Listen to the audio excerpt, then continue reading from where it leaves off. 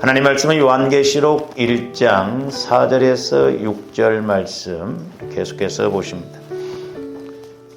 다 같이 한 목소리로 합독하십니다. 시작.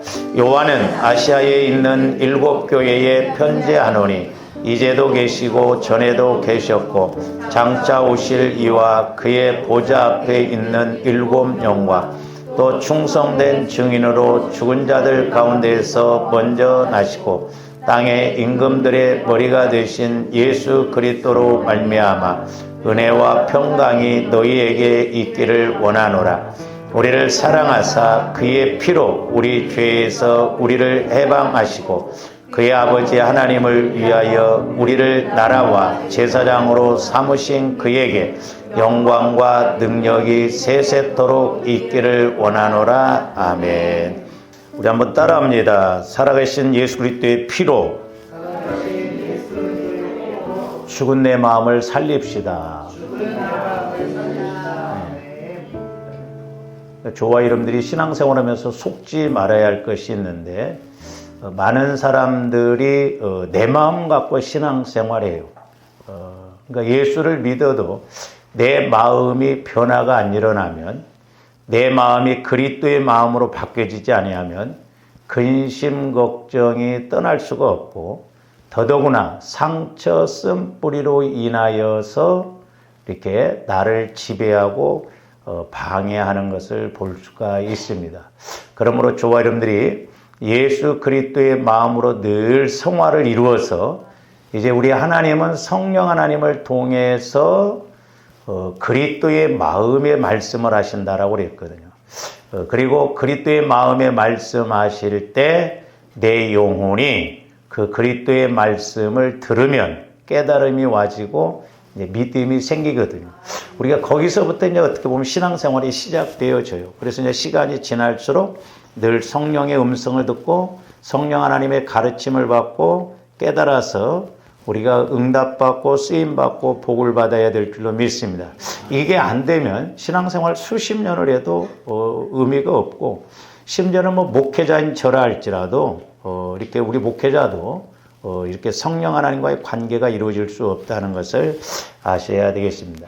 그래서 우리가 이제 지금 계속해서 살아있는 피라는 제목으로 우리가 이렇게 이제 오늘 9번째 시간을 갖습니다만은, 조바름들이 4절부터 이제 우리가 5절 중반절까지 우리가 이렇게 말씀을 상고했는데, 지난번에 우리가 은혜와 평강에 대해서 이렇게 상고를 하였고, 특별히 이제 은혜에 대해서도 말씀을 상고를 했습니다. 그래서 사도 바울도 바울 서신에서 이렇게 꼭 서두에서 인사말이 은혜와 평강이 있을지어다. 그리고 이제 축도 마무리를 함에 있어서도 은혜가 너희 심령에 있을지어다 그랬습니다.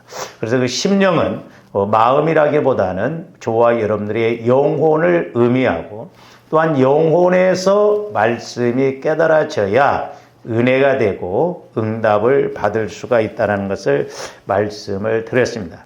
그러면 이제 오늘은 은혜의 다음 두 번째로 이제 평강이라고 하는 이런 단어가 나옵니다. 평강.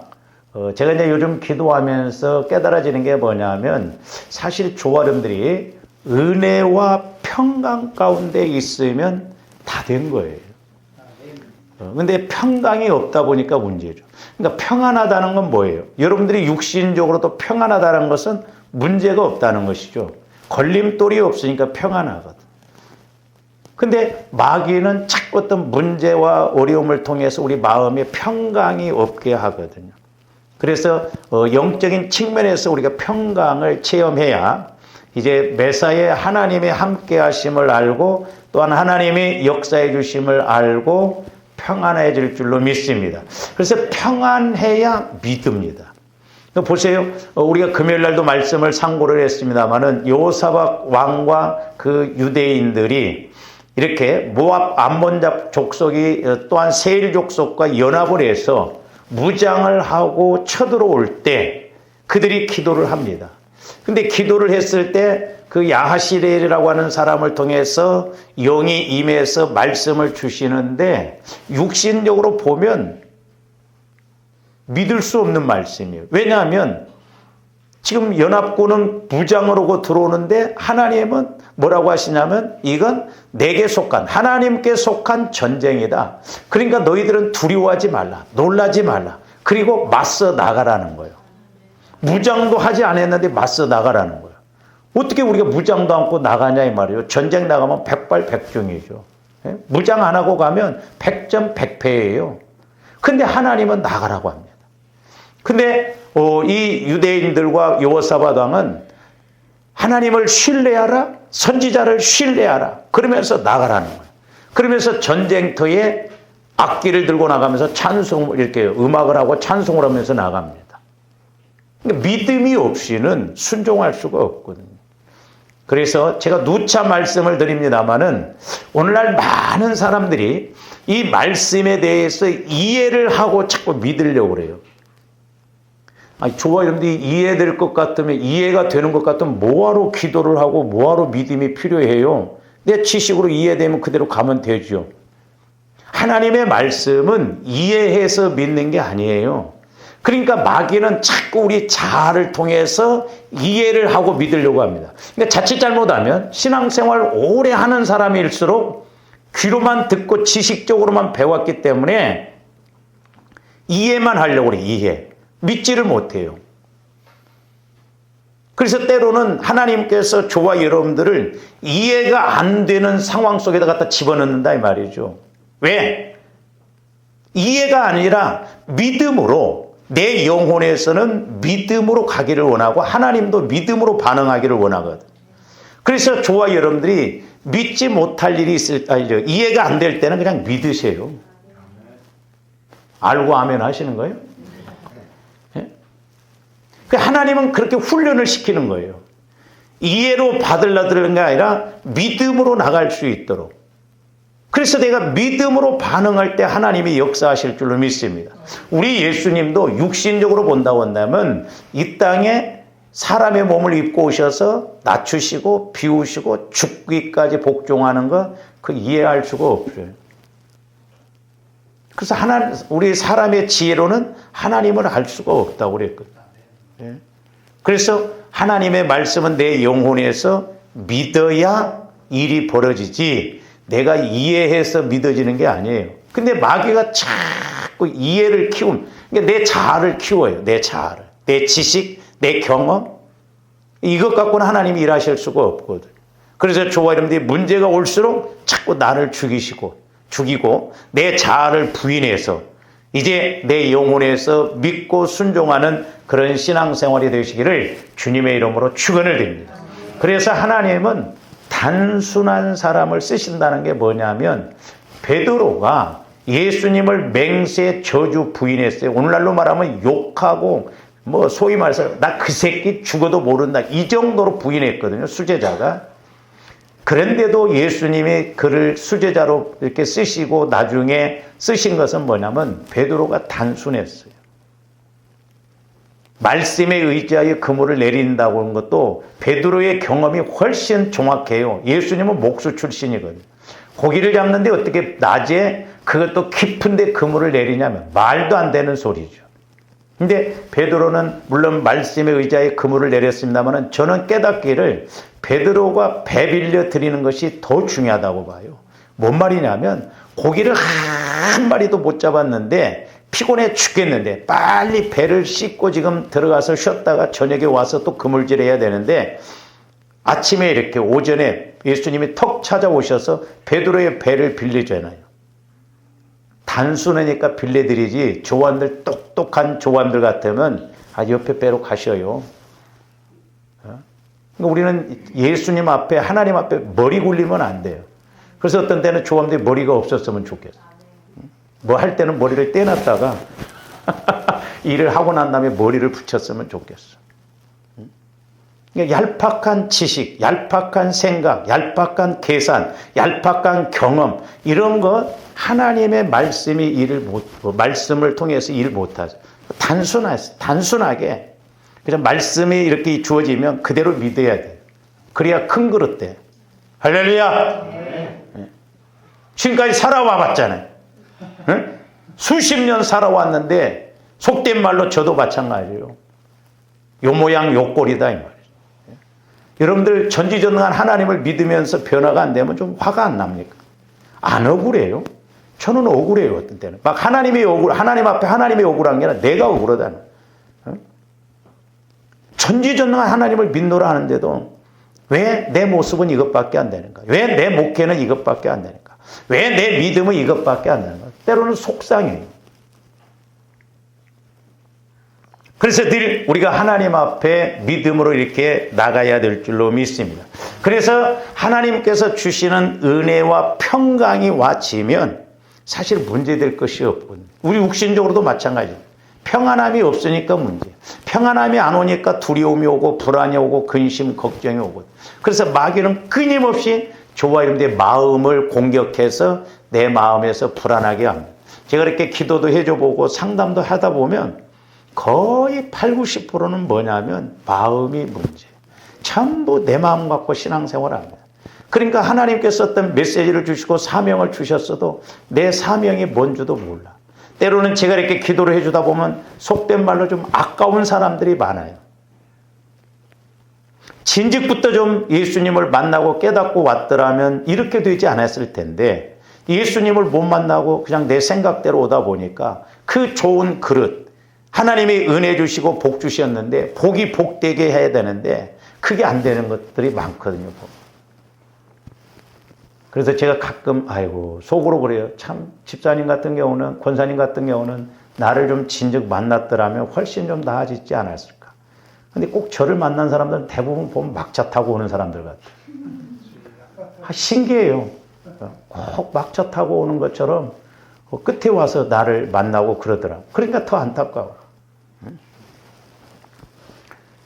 그래서 저와 여러분들이 은혜와 평강을 힘입어야 되는데 이 평강은 히브리어로 뭐 여러분들이 잘 아시는 대로 샬롬 그런 단어입니다. 그래서 이 평강의 의미는 나와 하나님과의 관계뿐만 아니라 사람을 포함한 피조물 사이에 그야말로 완벽한 안정과 조화를 의미합니다. 그러니까 하나님과의 관계뿐만 아니라 대신관계라고 하죠. 대신관계, 대인관계, 대물관계. 조화인데 사실 육신적으로 이 땅에서 살아갈 때 이 세 가지가 평강이 온다고 한다면 하나 문제될 것도 없어요. 할렐루야. 그러니까 하나님과의 관계가 먼저 평강해져야죠. 그래야 사람과의 관계도 평강해집니다.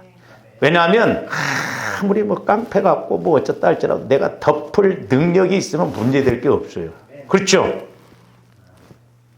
그러니까 제가 이렇게 저도 이제 기도해 보면서 뭐냐면 사람도 그럽니다. 비슷비슷하니까 싸워요. 그렇죠? 한쪽이 힘이 강하고 한쪽이 힘이 약하면요. 알아서 기어요. 안 싸웁니다. 그러니까 마귀도 보면 조원들한테 와가지고 아이고 안 되겠다. 그러면 공격을 못하는데 비슷하니까 찔벅찔벅 전라도 말로 건든다 이 말이에요. 가지고 비슷하니까 자꾸 싸우거든요.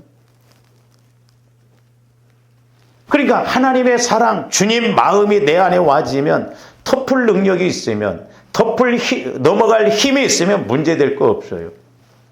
만약에 우리 예수님도 이 땅에 오셔서 저와 여러분들을 보실 때 우리는 로마서에 보면 죄인이라고 그랬어요. 원수라고 그랬어요. 우리가 연약하다고 그랬어요. 연약할 때 우리에게 오셔서 우리를 위해 죽으셨다고 그랬거든요. 근데 만약에 비슷했더라면 우리 예수님도 못 죽으셨을 거예요. 근데 덮을 능력이 있으니까. 그래서 사랑은 허다한 죄를 덮는다고 그랬거든요. 그래서 저도 이제 이 땅에서 사는 동안 하나님, 어떻게 보면 제 마지막 목회라든가 제 삶의 마지막은 그 하나님을 충만히 입어서 덮을 수 있는 능력, 넘어갈 수 있는 능력, 이길 수 있는 능력, 변화시킬 수 있는 능력, 평안의 능력도 우리 예수님 안에서 다 이루어질 줄로 믿습니다. 할렐루야!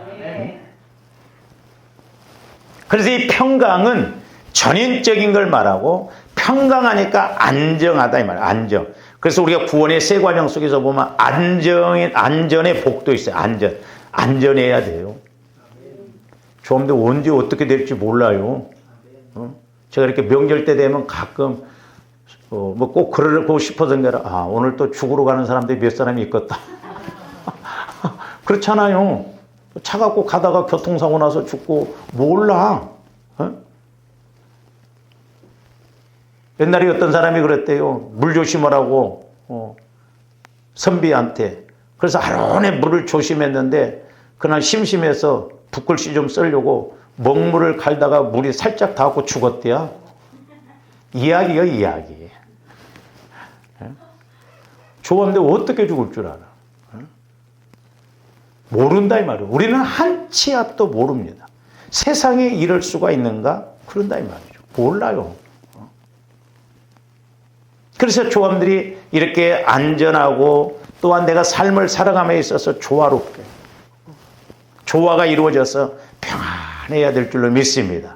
그래서 이 평강이 복 중에 복이에요. 우리 새벽기도 때 이렇게 말씀을 상고하고 있습니다만 우리 예수님이 3번이나 계속 평강을 외칩니다. 평강할지어다, 평강할지어다. 그래서 영적 세계에 이렇게 들어가 보면 이 평안이 얼마나 능력이고 복이고 은혜인가를 알 수가 있습니다. 그래서 우리 예수님도 요한복음 14장 26절에서 27절도 한번 봅니다. 보혜사, 곧 보혜사라는 게 성령 하나님을 말씀하세요. 보혜사 곧 아버지께서 내 이름으로 보내실 성령, 그가 너희에게 모든 것을 가르치고 내가 너희에게 말한 모든 것을 생각나게 하리라. 그러니까 조함들이 성령 하나님을 통해서 우리가 말씀을 받아야 되는데 이제 내 마음에서 말씀을 받는 것이 아니라 그리스도의 마음에서, 그래서 조함들이 자꾸 회개를 해서 내 마음을 성화시키고 나갈 필요가 있다 이 말. 이게 안 되면 내 마음으로 설교 들으면요 오늘 딱 듣고 끝나면 싹 잊어먹어. 제목도 몰라. 남는 게 없다 이 말이에요. 내 마음. 왜? 내 마음은 죽은 마음이에요. 죽은 마음. 죽은 양심으로 그랬잖아요. 그러니까 길과 밭과 같대요. 가시밭과 같대요. 옥토밭과 같대요. 그러니까 말씀을 아무리 수십 년을 들어도 말씀이 여기서 자라나지를 못하는 거예요. 이게 어떻게 보면 비극이에요. 어떻게 보면 이게 저주예요. 그래서 이 성화 구원을 이루어 나가는 것이 얼마나 복인가. 그래서 성령 하나님께서 저에게 2번이나 명령하시고 가르치는 게 뭐냐면 내 종아 너희가 내 안에 내가 너희 안에, 이 말씀을 지속 반복적으로 가르치라는 거예요. 그래서 말씀이 말씀으로 깨달아지고 성령 하나님과 교제가 이루어져서 기도의 목적도 이루라는 거예요. 그래서 이제 26절 성령 하나님을 통해서 이렇게 너희에게 모든 것을 가르치시고 생각나게 하신다고 하면서 27절 보세요. 그러면서 평안을 너희에게 끼치노니 곧 나의 평안을 너희에게 주노라 그랬어요. 예수님의 평안.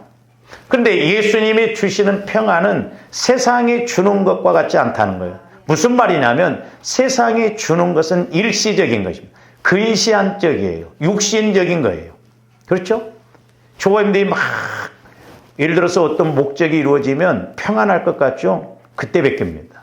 넘어가면 또 평안이 없어. 근데 저도 옛날에 이렇게 기도할 때 그 문제만 해결되면 다 될 것 같은데 성령께서 내려놓으라는 거예요. 너 그 문제 해결해도 또 문제가 또 있다는 거예요. 그러니까 좋아하는데 죽을 때까지 문제 없는 사람은 없어요. 다 크고 작은 문제가 다 있습니다. 제가 옛날에 삼각산에서 기도하다가 내려오면서 보면서 그 성북동에는요 집이 어마어마하더라고요. 대저택이에요. 그래서 제가 속으로서 야, 저 사람들은 좋겠다. 응? 저렇게 대저택, 운동장 같은 그런 막 터전에다가 집 짓고 얼마나 좋을까 막 부러워했어요. 고래등 같더라고 집이 막. 근데 내려올 때 제 마음에서 성령께서 뭐라고 깨달음을 주시냐면 다 병들었다 그러더라고요. 들어가 보면 다 속속들이 문제없는 사람 없어요. 응? 여러분들이 롯데백화점에 옷 잘 입고 가보세요. 거기에 막 삐까뻔쩍하게 그렇게 옷 입고 오는 사람들 다 속은 문드러져 있어. 문제없는 사람은 없다.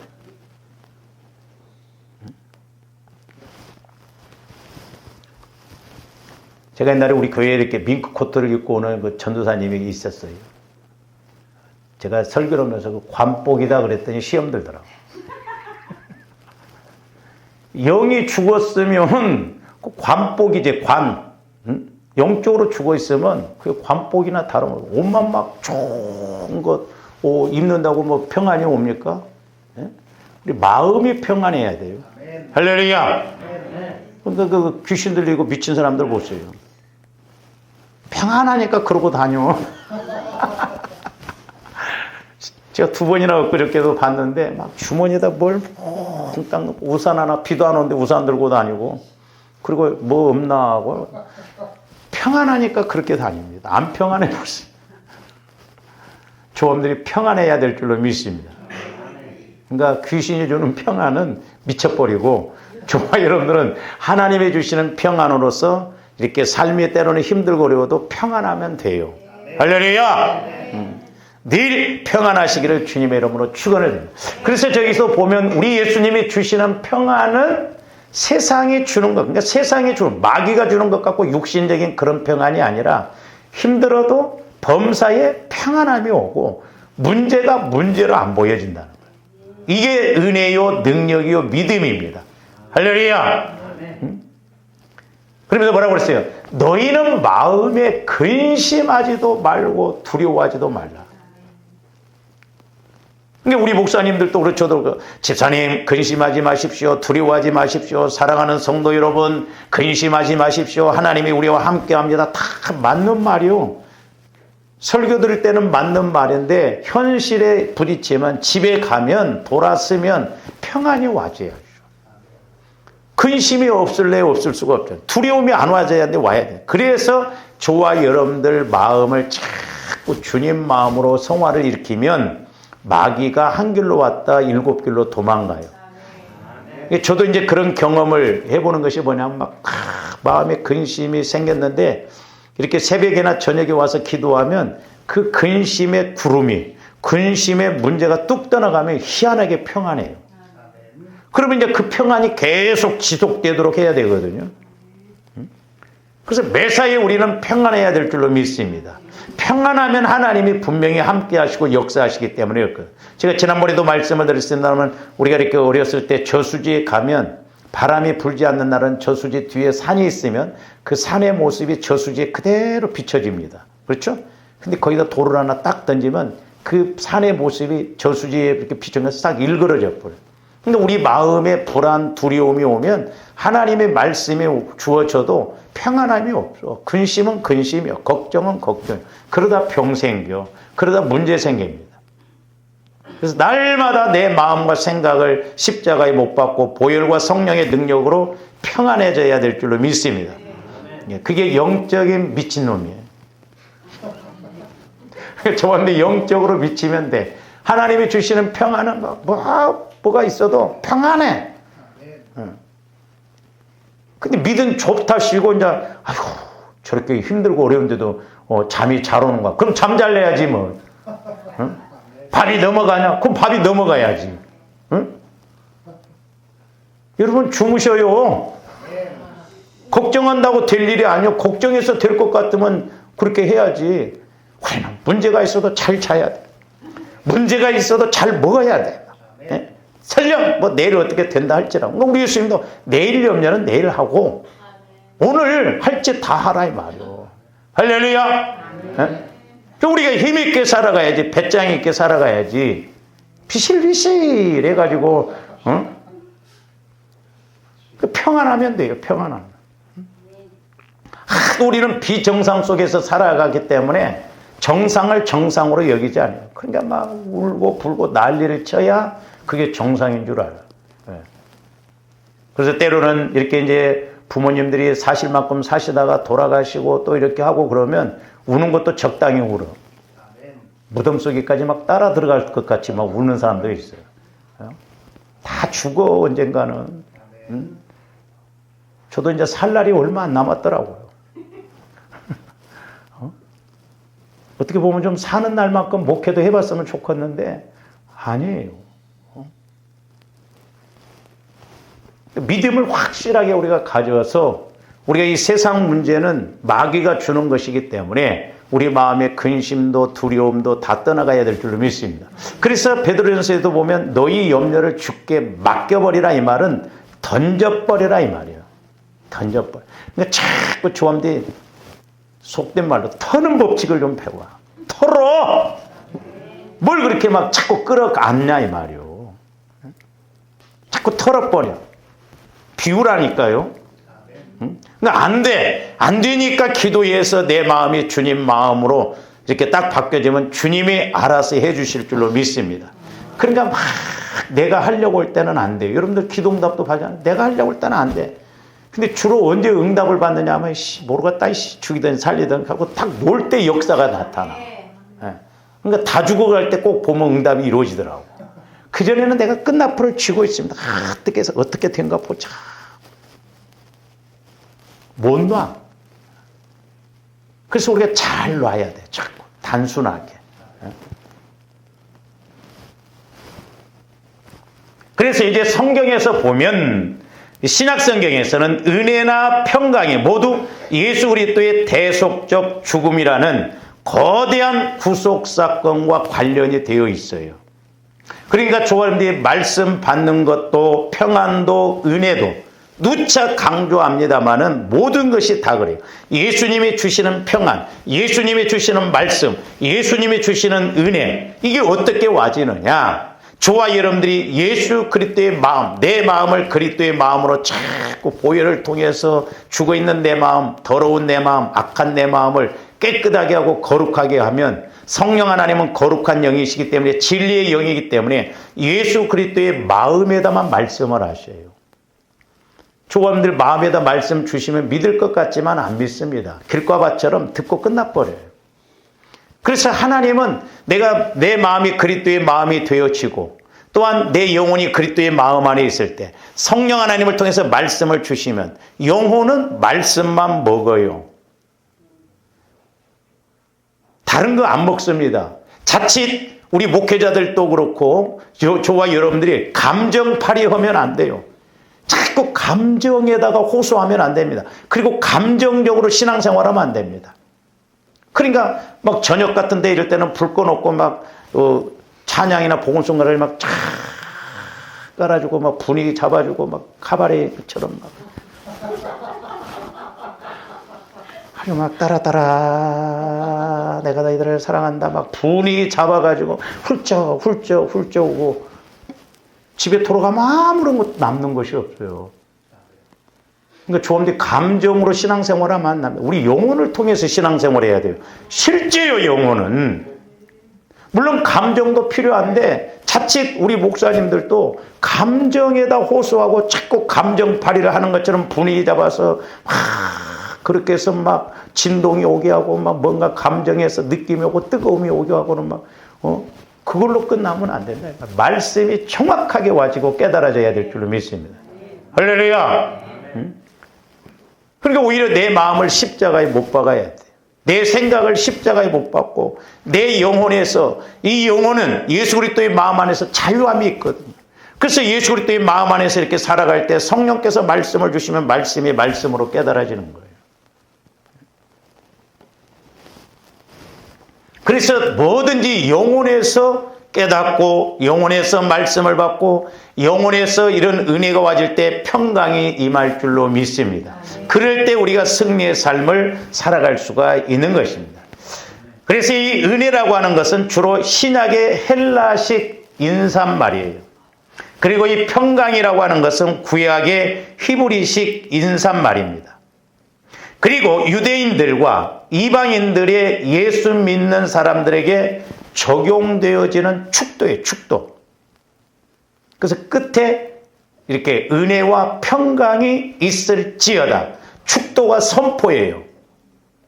그래서 그런 은혜와 평강이 자꾸 내 안에 쌓여질 때 우리가 어떤 어려운 문제가 왔을 때도 이기고 나갈 줄로 믿습니다.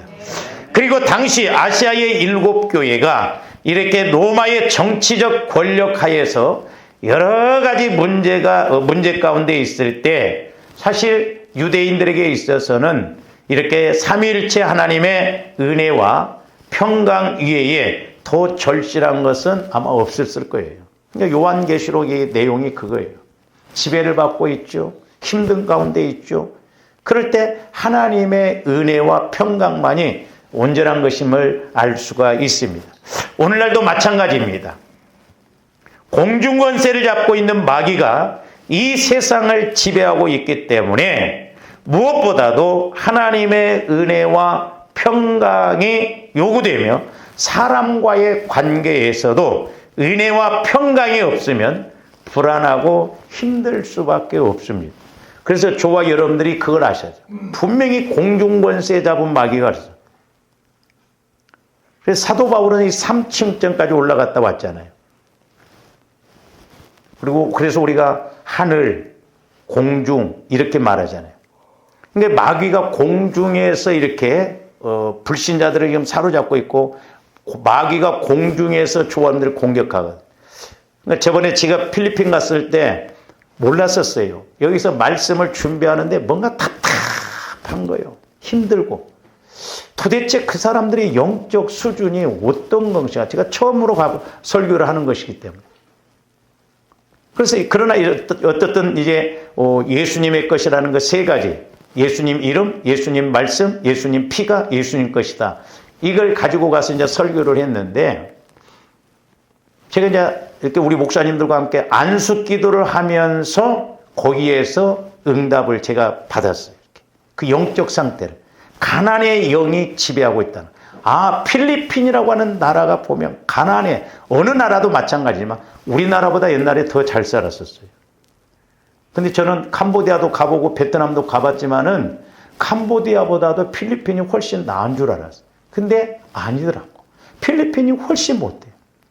제가 말씀드렸잖아요. 큰 슈퍼마켓을 이렇게 갔는데 그 물건들이 희한해요. 꼭 불탄 데서 건져오는 것처럼 깨재재하게 그렇게 느껴지더라니까. 제 영적인 측면에서. 이건 제 개인적인 경험이에요. 그러니까 이렇게 공중권세 잡은 마귀가 가난으로 역사하더라고요. 가난으로. 그러니까 사람들이 일을 안 하려고 그래. 그냥 얻어먹기만 좋아하고. 뭔가 해보려고를 안 해. 그러니까 사는 것이 다 곤고하고. 쌀을 그렇게 좋아하더라고, 쌀. 2kg짜리 하나씩 주니까 막 그 쌀 받아가려고 교회 오는 거예요. 응? 나는 그래서 필리핀 사람들이 뭘 그렇게 오래간이 쌀 받아가는 걸 좋아하는가 그랬어요. 쌀을 그렇게 좋아하더라. 그러니까 이게 영적인 세력이 지배를 하고 있기 때문에. 그러니까 오늘날도 어떻게 보면 조함들이 공중권세 잡은 마귀가 개인적으로나 교회적으로나 나라적으로도 어떻게 지배를 하고 있는가. 우리가 이걸 알고 그걸 소위 이겨서 뚫어내야 될 줄로 믿습니다. 그래야 우리 마음에 평강이 오고 은혜가 임해서 승리할 줄로 믿습니다. 그러니까 우리가 그걸 못 이기면 맨날 다람쥐 쳇바퀴 돌듯이 그렇게 갈 수밖에 없어요.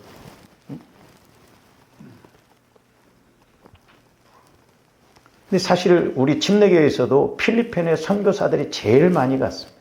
그래서 지금 총회에서도 필리핀은 선교사를 파송을 안 해요. 왜? 너무 많이 들어갔기 때문에. 이게 좀 안타깝더라고요. 그렇게 많은 선교사들이 들어갔으면 뭔가 변화가 일어나야 되는데 그대로 간다면 문제잖아요. 조화님들도 마찬가지예요. 내가 신앙생활을 수십 년을 했다면 뭔가 변화가 있어야 될 줄로 믿습니다. 할렐루야. 네?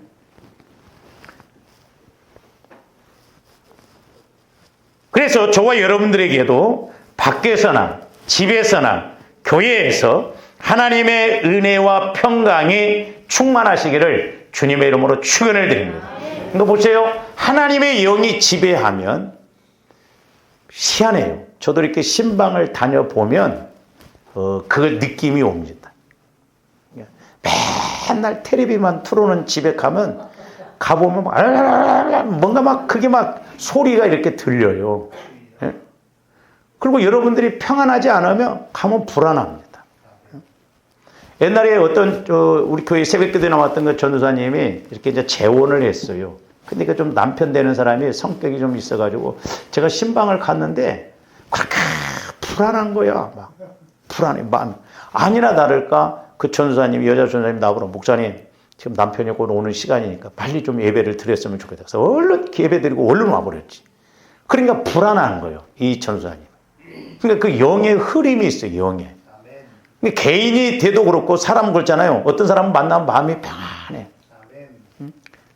그러니까 우리 지방에서 이제 다음 달에 이렇게 우리 지방회를 우리 교회에서 합니다만은 목사님들, 여러 목사님들 그 이야기를 저한테 했거든요. 희한하네요. 목사님 교회를 가면 평안하다는 거예요. 따뜻한 아래목 오는 것처럼. 그래서 내가 속으로 그걸 몰랐어요. 그랬어요. 왜? 기도를 하니까 따뜻한 방에 들어오면 아무리 추운 데 있다가도 들어오면 느낌이 있듯이 영적인 것도 그래요.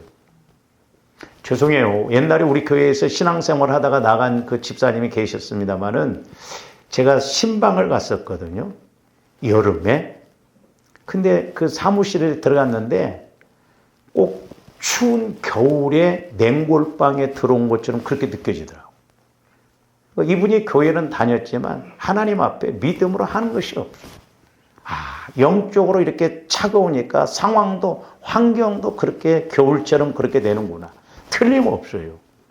그러니까 조합들이 믿음 안에서 이렇게 막 해보려고 하면 벌써 다릅니다. 제가 기도를 해줘봐도 대번 느껴요. 기도를 해주는 사람들은 기도가 파워 있게 나와. 근데 기도 생활도 안 하고 그런 사람은 목구멍에 뭐가 이렇게 걸린 것처럼 기도가 그렇게 나와. 저는 개인적인 체험이에요. 그리고 뭔가 나뭇잎이 하나 걸린 것처럼 팍 터져야 되는데 안 나와. 물어봐. 기도 생활 하냐고. 안 하는데. 이게 영적인 것도 현실이에요. 좀 더 영적인 상황을 알아야 될 줄로 믿습니다. 할렐루야. 그래서 은혜와 평강이 임해야 돼요. 저도 이제 우리 성도들, 우리 권사님들 좀 얼굴이 막 꽃이 피고 봐도 얼굴만 봐도 은혜가 돼야 되는데 옛날에는 그런 분들이 많았었어요. 막 화사해. 화장을 안 해도 막 소위 성령의 꽃이 폈다고 했잖아. 요즘 막 한 꺼풀, 두 꺼풀, 세 겹불 뭐 세워놓은 것처럼 까마득짝 힘들죠.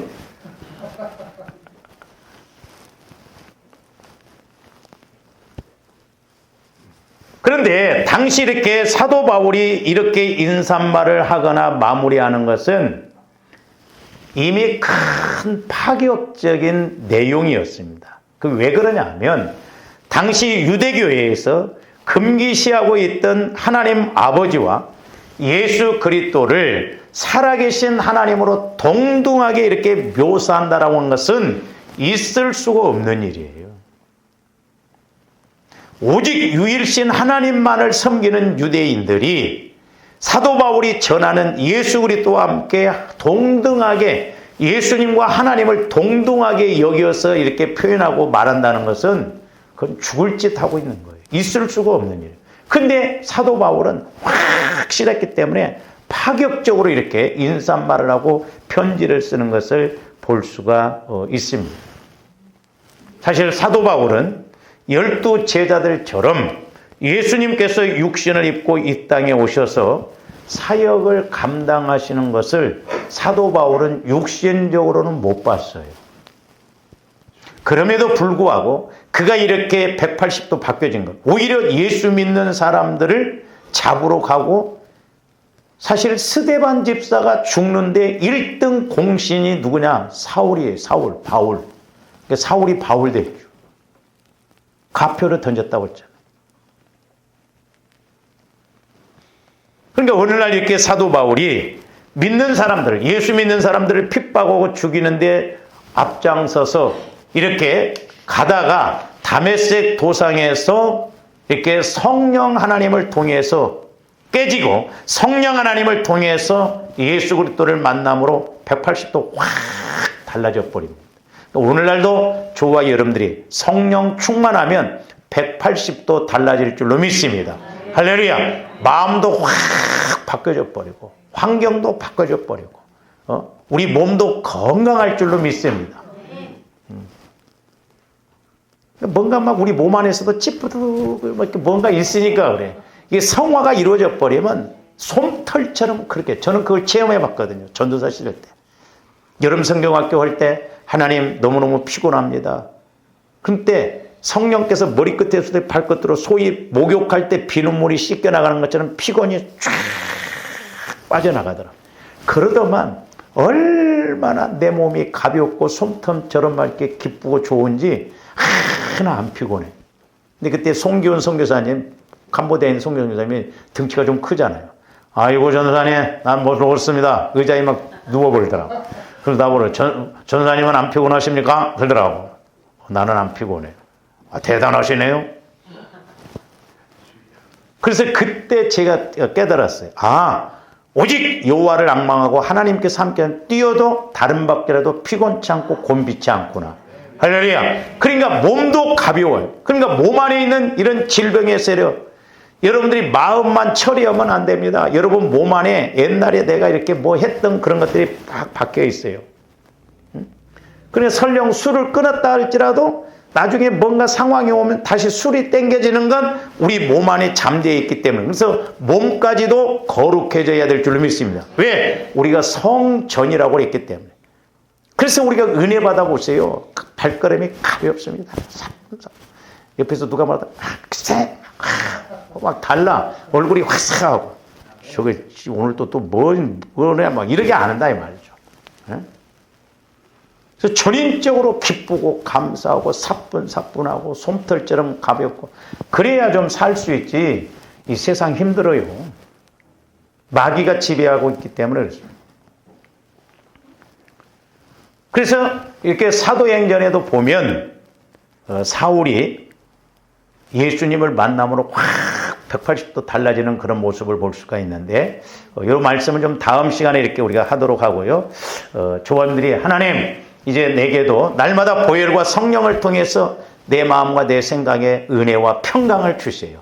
그래서 어떤 문제가 있다 할지라도 그걸 뛰어넘을 수 있는 평강, 뛰어넘을 수 있는 은혜를 주세요. 그래서 우리가 이 땅에서 살아가는 것이 기쁘고 감사가 넘쳐나게 하여 주시옵소서. 우리 한번 이 시간 잠깐 통성으로 주여 한번 외치고 기도하는 시간 갖겠습니다. 주여! 할렐루야 할렐루야. 아버지 하나님 감사를 드립니다.